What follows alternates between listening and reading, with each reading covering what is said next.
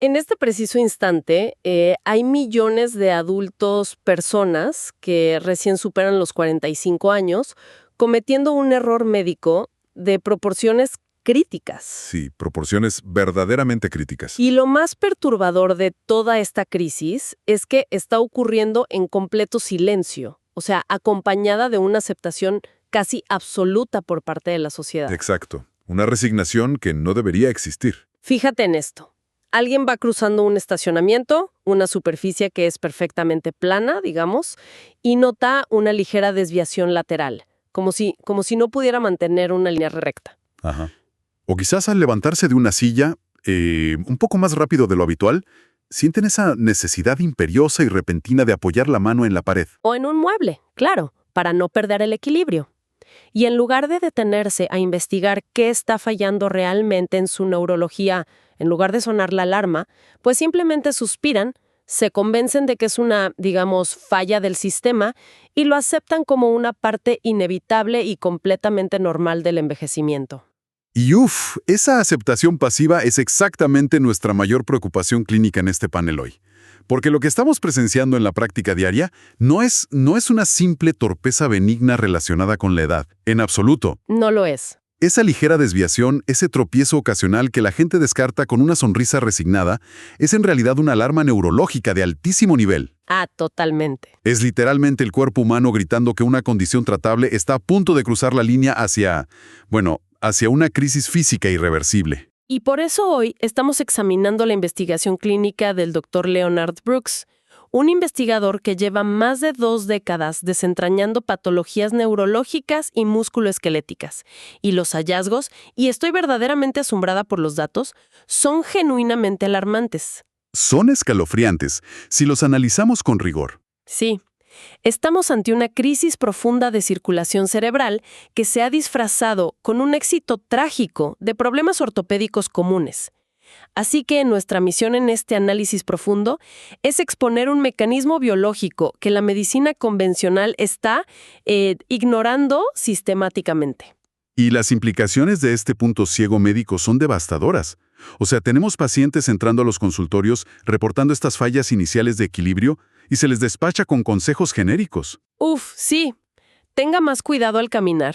Exacto.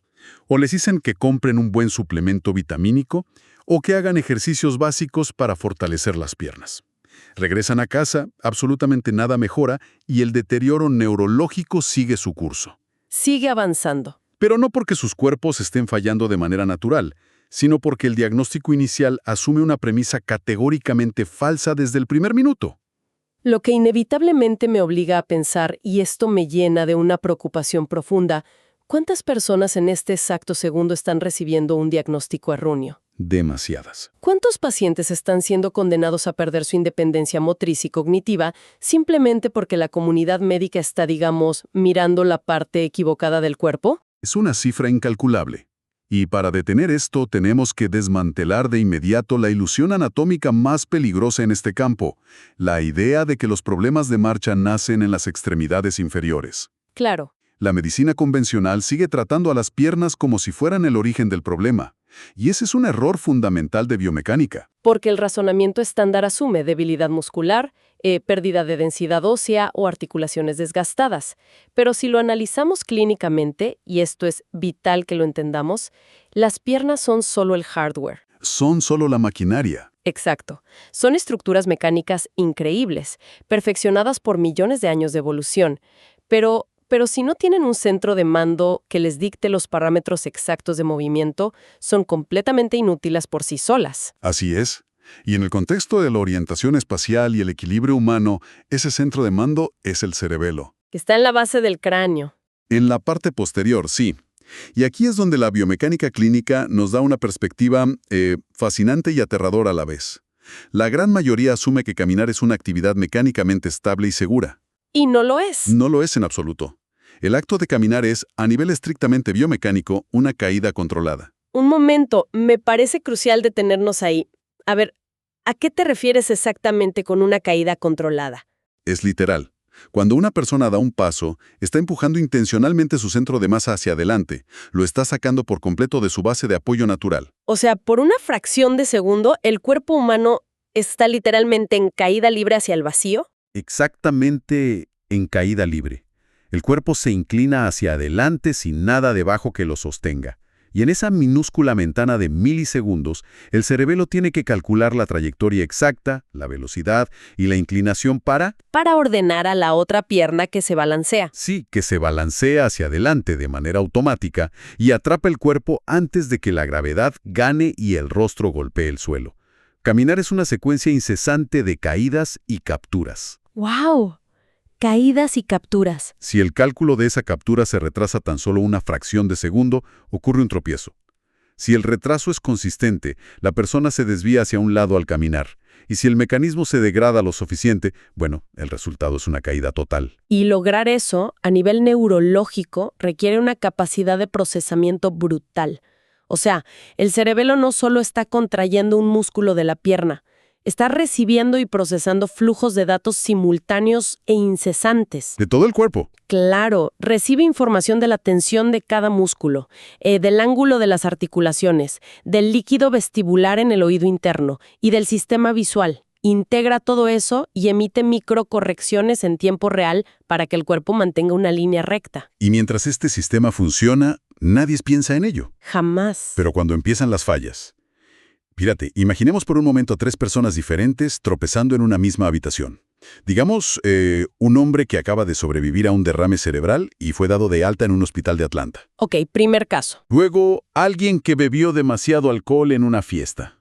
Y por último, una niña de 14 meses en Cincinnati dando sus primeros e inestables pasos. Si observamos la mecánica externa, los 3 se tambalean. Sí, los 3 se desvían de manera similar. A simple vista, el problema parece el mismo. Pero a nivel clínico, las causas son biológicamente mundos distintos. Tenemos 3 mecanismos neurológicos separados: un daño tisular agudo por un infarto cerebral, una intoxicación química temporal y un sistema neurológico inmaduro que apenas está aprendiendo a codificar el movimiento. Claro, y un clínico con rigor jamás trataría a esas 3 personas con el mismo enfoque. Jamás. Y sin embargo, cuando un adulto de 60 años llega a consulta con problemas de marcha causados por una restricción severa de circulación cerebral, ¿qué pasa? ¿Se le trata con suplementos de calcio, de magnesio o se le manda a hacer sentadillas? Uf, es una negligencia lógica. Es un despropósito. Se está tratando a un paciente con un déficit neurológico como si tuviera un problema ortopédico de densidad ósea. Es francamente absurdo. O sea, los pacientes gastan meses enteros en clínicas de fisioterapia, trabajando los flexores de la cadera o haciendo ejercicios de estabilidad para los tobillos, y por supuesto que no ven ninguna mejora significativa. Ninguna. Porque están intentando afinar el hardware cuando la placa base del sistema se está apagando. Entonces, a ver, si partimos del hecho de que el hardware está intacto y el verdadero culpable es este centro de mando en el cerebro, ¿qué le está pasando al cerebelo para que comience a fallar de esta manera? Bueno, la respuesta a esa pregunta es quizás el hallazgo más perturbador de toda esta investigación clínica.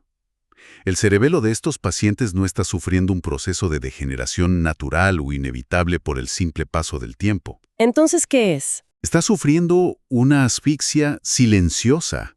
Asfixia silenciosa. ¡Wow! Le estamos cortando progresivamente el oxígeno a nuestro propio centro de equilibrio. Lentamente y de manera crónica. Y para entender la magnitud de esto, tenemos que ver los números del metabolismo cerebral. Los números son impactantes, sí. El cerebro humano representa apenas el 2% del peso total del cuerpo.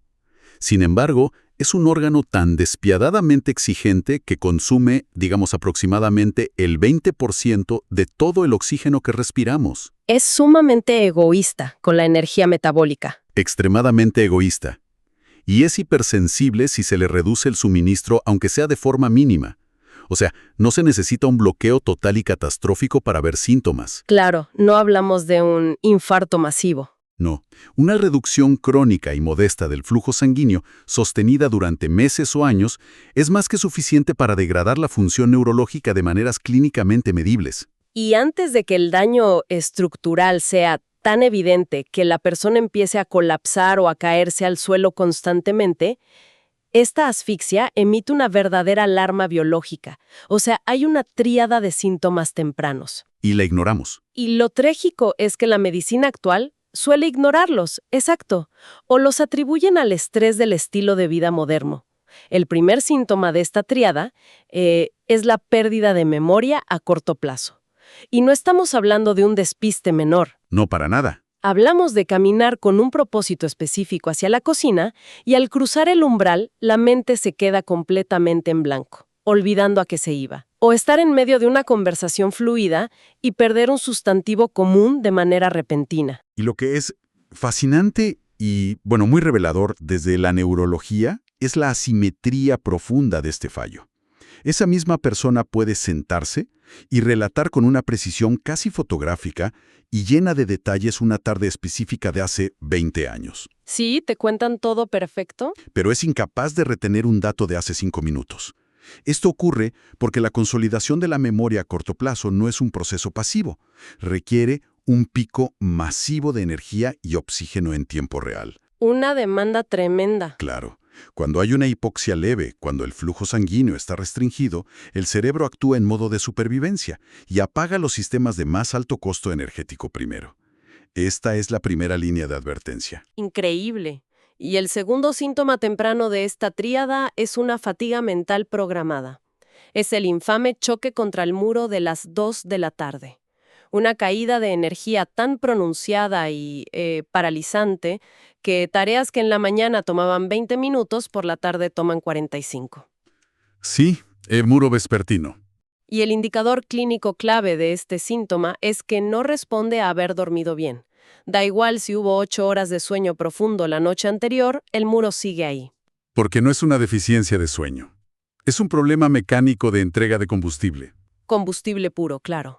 El cerebro agota sus reservas matutinas, y debido a la restricción en el suministro sanguíneo que mencionábamos, el cuerpo no puede reponer el oxígeno y la glucosa a la velocidad necesaria para mantener el procesamiento cognitivo funcional por la tarde. El motor simplemente se queda sin gasolina a mitad de la jornada. Y el tercer síntoma es la niebla mental, conocida clínicamente como brain fog. Y fíjate que no se describe como una confusión total donde no se sabe dónde se está, sino como un retraso sutil en el procesamiento. Una latencia. Exacto, literalmente una latencia. De medio segundo. Leer un informe complejo se siente como intentar ver a través de un parabrisas empañado. Todo exige una fricción cognitiva agotadora. Y esta combinación de factores nos lleva a analizar el caso de Robert, uno de los pacientes del estudio clínico, porque ejemplifica la falla del sistema a la perfección. El caso de Robert es emblemático.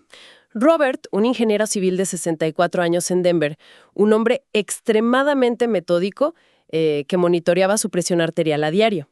Acude a su médico de atención primaria porque nota precisamente una ligera desviación hacia la izquierda al caminar por superficies lisas. Y el abordaje de su caso clínico es el ejemplo de texto de cómo el sistema médico aísla los síntomas y, bueno, falla rotundamente en ver la patología real. Es desesperante leerlo.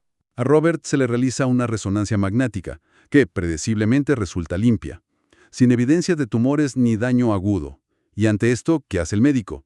Lo envía a casa con instrucciones pasivas de regresar en 6 meses. Y eso es lo que resulta incomprensible.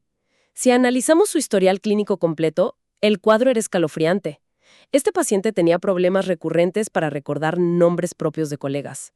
Experimentaba ese muro de fatiga paralizante a las 2 de la tarde todos los días. Todos los días. Y había dejado de conducir de noche por completo porque el seguimiento visual de múltiples luces de autos en movimiento se le había vuelto sutilmente difícil y abrumador. O sea, ¿cómo puede la medicina primaria tener todos estos datos, ver una resonancia limpia y simplemente desconectar la investigación? Porque nuestra medicina moderna está diseñada para compartimentar. El médico de atención primaria vio la pérdida de memoria como un problema aislado, el equilibrio como una queja ortopédica y la fatiga como una consecuencia natural del envejecimiento. Nunca conectó los puntos. Nunca integró los datos. La resonancia de Robert estaba limpia porque su cerebelo no estaba enfermo ni degenerándose de forma autónoma. Estaba siendo privado progresivamente de oxígeno a través del sistema vascular. No eran problemas separados. Era una patología única y sistémica expresándose a través de múltiples canales neurológicos. Esta asfixia crónica destruye la calidad de vida de una manera profundamente insidiosa, lo cual, bueno, plantea la pregunta anatómica fundamental aquí.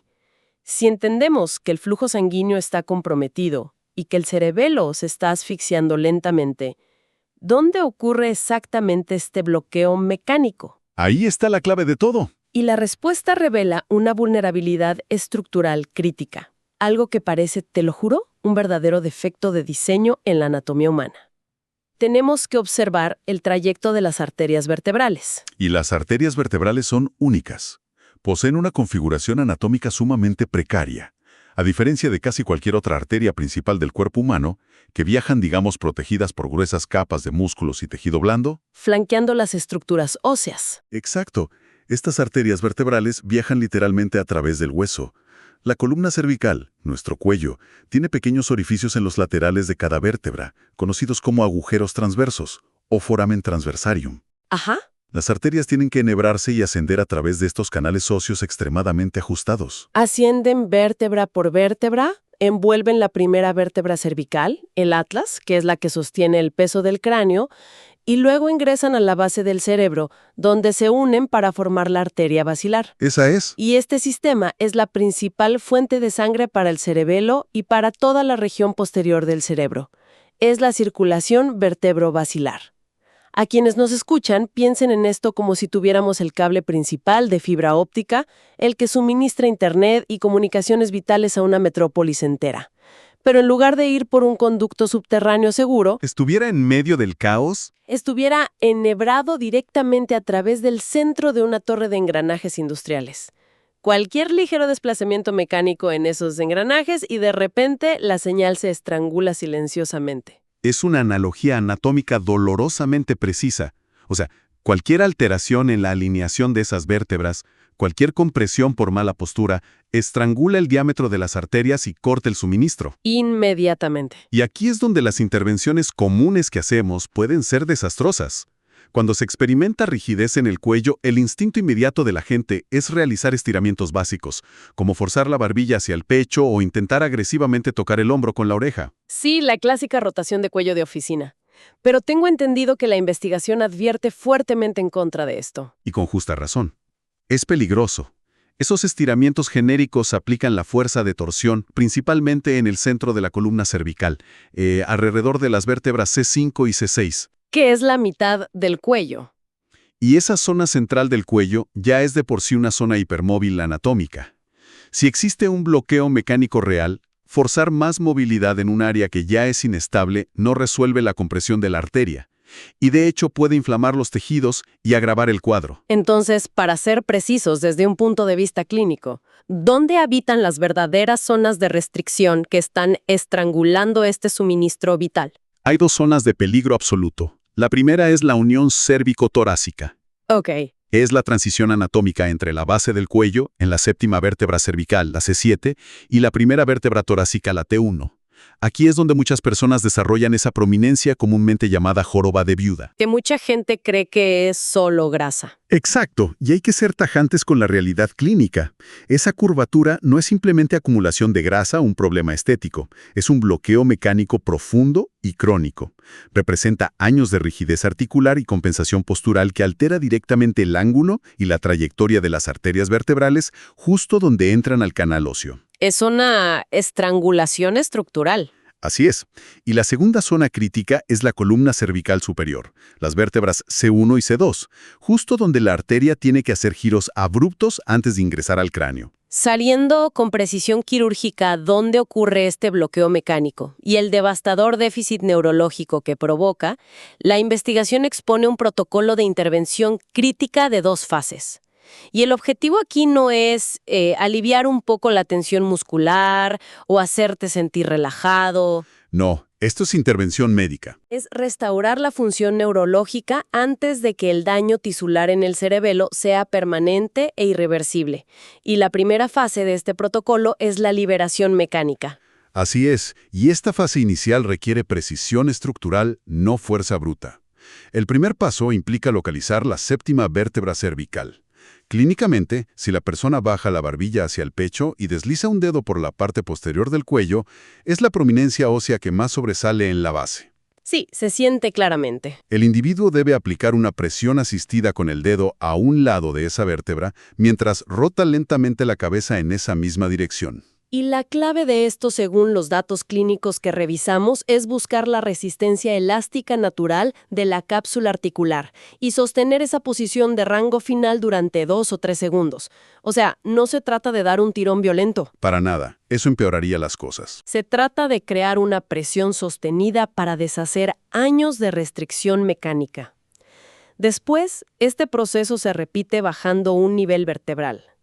Posteriormente, el protocolo exige liberar el músculo esternocleidomastoideo, ese anclaje muscular grande que cruza diagonalmente el lateral del cuello. Que suele estar tensísimo. Se ancla la clavícula presionando hacia abajo con la mano, se inclina la cabeza hacia el lado opuesto y se eleva ligeramente la barbilla por 20 o 30 segundos. Todo esto finalizando con un masaje circular profundo de 2 minutos a lo largo de toda la columna cervical. Y esa primera fase resta el flujo volumétrico. Físicamente, digamos, abre la vía estructural y quita la presión de la arteria. Pero, y esto es crucial, la restauración física del flujo de sangre es solo la mitad de la batalla clínica. Claro, el daño ya está hecho de alguna forma. El cerebelo ha estado operando bajo condiciones de asfixia y privación energética durante años. Simplemente darle oxígeno de nuevo no reconstruye las redes neuronales atrofiadas, tiene que ser reentrenado. Y aquí entra la segunda fase, el entrenamiento directo del cerebelo. Y, a ver, aquí debo intervenir con firmeza, porque cuando revisé esta sección de la investigación, mi escepticismo médico se disparó por completo. ¿Ah, sí? Sí, porque el primer ejercicio que proponen para esta fase tiene una complejidad verdaderamente abrumadora. Fíjate, exigen una rotación pélvica rítmica combinada con dar pasos en un patrón circular continuo, mientras simultáneamente las manos ejecutan toques alternos de manera independiente. Son 3 ritmos a la vez. Exacto. Se le está pidiendo a un cuerpo humano mantener 3 ritmos biomecánicos completamente distintos al mismo tiempo. A ver si logro procesar esto desde un punto de vista clínico. Si el tejido cerebral de este paciente ha estado asfixiado y privado de oxígeno durante años, ¿no estamos lidiando con una red neurológica sumamente frágil? Frágil, sí. Entonces, exigir 3 patrones de movimiento independientes y simultáneos a un paciente que ya sufre de problemas de marcha y tropiezos constantes, me suena una receta absoluta para provocar un colapso motor, una falla total del ejercicio y una profunda frustración psicológica en el paciente. A ver, es un escepticismo completamente válido desde una perspectiva tradicional, pero biológicamente equivocado en su premisa. ¿Por qué? Fracaso motor que se experimenta al intentar coordinar esos 3 patrones conflictivos no es un fallo del ejercicio, No lo es. es la señal clínica exacta de que el ejercicio está funcionando. Esa resistencia es la frontera misma donde ocurre la neuroplasticidad humana. Wow. Entonces, obligar al sistema a fallar es literalmente el mecanismo de curación. Absolutamente. El cerebro humano exige fricción y estrés para adaptarse.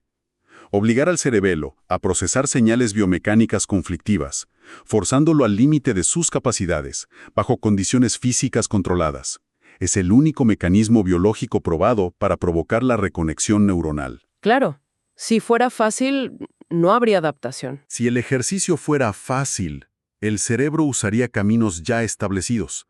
No gastaría energía en crear nuevos. Al exigirle un nivel de procesamiento que excede su capacidad actual, se fuerza al sistema nervioso a generar nuevas conexiones sinápticas. El fracaso cognitivo y motor en este ejercicio es un requisito ineludible para la adaptación neuroplástica. Eso es fascinante. La incomodidad no es el límite del tratamiento, es el inicio del tratamiento. Y el segundo ejercicio de esta fase utiliza una técnica de rehabilitación vestibular que es idéntica a la que practican los bailarines clásicos de ballet para no marearse. Sí, el giro de punto fijo. Un punto estático en la pared. Comenzar a rotar su cuerpo, manteniendo esa conexión visual el mayor tiempo que el rango del cuello lo permita. Y al completar el giro, los ojos deben reencontrar ese mismo punto de anclaje inmediatamente. Y esta maniobra no es un simple ejercicio de equilibrio. Obliga al cerebelo a estabilizar y sincronizar el procesamiento de los fluidos rotativos del sistema vestibular en el oído interno con la entrada de datos ultrarrápidos del sistema visual. Sincronización extrema. Entrena con precisión láser exactamente la habilidad de cálculo en milisegundos que se erosiona cuando la circulación vertebrobasilar está comprometida. Y al analizar el panorama completo de estos datos, llegamos a una recapitulación clínica que simplemente no podemos ignorar. Esa desviación silenciosa al caminar por un estacionamiento, la necesidad de apoyarse en muebles al levantarse, la desaparición repentina de palabras en medio de una frase y esa fatiga cognitiva aplastante a las 2 de la tarde. Ninguna de estas señales es una sentencia de declive inevitable. Definitivamente no lo son. Son, sin lugar a dudas, la manifestación clínica y directa de una compresión mecánica tratable, una compresión del suministro de sangre vertebrobasilar que exige una liberación estructural específica y un reentrenamiento neuroplástico agresivo. El éxito clínico del paciente Robert lo demuestra de una manera absolutamente irrefutable. A tan solo 10 semanas de aplicar estas liberaciones mecánicas en el cuello y someterse a este reentrenamiento neuroplástico, la desviación lateral que sufría al caminar desapareció por completo. 10 semanas. Es asombroso. Su equilibrio se restauró. Recuperó la agudeza mental y la capacidad de recordar nombres que creía perdida para siempre. Y ese muro de fatiga paralizante se trasladó de las 2 de la tarde hasta pasadas las 5. ¿Su calidad de vida volvió? Su cuerpo fue capaz de restaurar el flujo vascular y reconstruir la capacidad del cerebelo. Y este caso expone una falla estructural gigantesca en el enfoque de la medicina moderna. Un sistema que parece diseñado únicamente para la gestión crónica del declive. Sí, prescribir pastillas para la fatiga. O sugerir el uso de bastones, exacto, en lugar de buscar la resolución mecánica de la verdadera patología raíz. El cuerpo humano, incluso a nivel neuronal profundo, posee una capacidad de restauración y adaptación asombrosa. Sin embargo, esa regeneración requiere que le proporcionemos al sistema la intervención mecánica y la demanda neurológica correcta. La curación no ocurre por sí sola si el bloqueo persiste. Toda esta evidencia científica nos deja con una reflexión profundamente inquietante para finalizar esta sesión. A la luz de esta anatomía implacable, recordando cómo las arterias vertebrales están frágilmente enhebradas a través de los canales óseos en nuestros cuellos, pensemos en la postura mecánica que adoptamos religiosamente a diario.